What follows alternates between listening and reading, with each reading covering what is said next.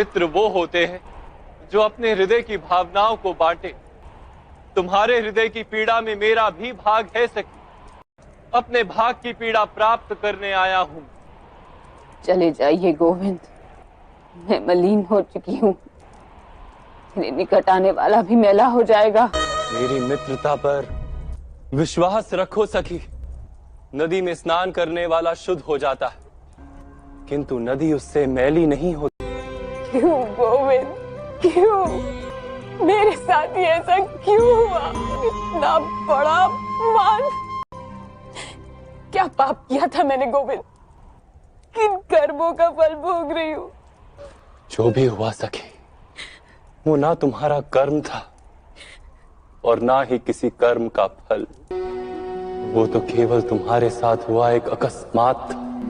कौरवों के पुराने कर्मों का फल था, जो उनके हाथों इतना बड़ा दुष्कर्म हुआ।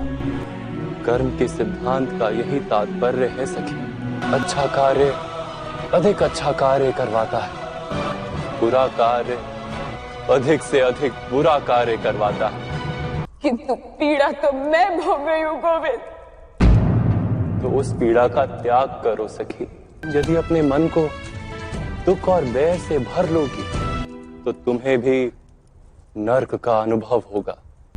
और उनके किए दुष्कार्यों के लिए तुम क्यों नर्क भोगना चाहती? बैर का त्याग कर दो सखी, मन को निर्मल कर लो। नदी में जो मैल जाता है, नदी उसे समुद्र में उड़ेल देती है, स्वयं स्वच्छ हो जाती। तुम भी अपनी पीड़ाओं को परमात्मा में उड़ेल दो। अर्थात गुरु सभा को क्षमा कर दूं? हाँ सखी, क्षमा कर दो, अन्यथा प्रतिशोध में फंसी रहोगी, न्याय नहीं कर पाओगी। प्रतिशोध दुष्कर्म है, न्याय सत्कर्म। भेद क्या हुआ गोविंद? आर्यवर्त की चक्रवर्तिन साम्राज्ञी के साथ जिन्होंने इतना बुरा बर्ताव किया, जगत की सामान्य स्त्रियों की क्या स्थिति करेंगे? विचार करो सखी। अपनी पीड़ा में संसार की पीड़ा को देखो, अपने दुखों को संघर्ष बना लो। एक बात समझ लो सखी, जो केवल अपनी पीड़ाओं को गले से लगाकर जीता है वो निर्बल बन जाता है, किंतु जो व्यक्ति सारे समाज की पीड़ाओं को अपने हृदय से लगाकर जीता है वो बलवान बन जाता है। केवल अपनी पीड़ा का विचार करना दुष्कर्म, किंतु सारे संसार की पीड़ाओं का उपाय ढूंढना सत्कर्म।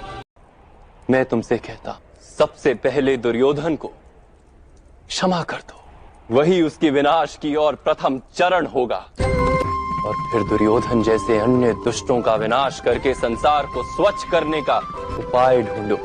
केवल अपने लिए नहीं, संसार के, समाज के निर्बल स्त्री पुरुषों के उद्धार के लिए युद्ध करो।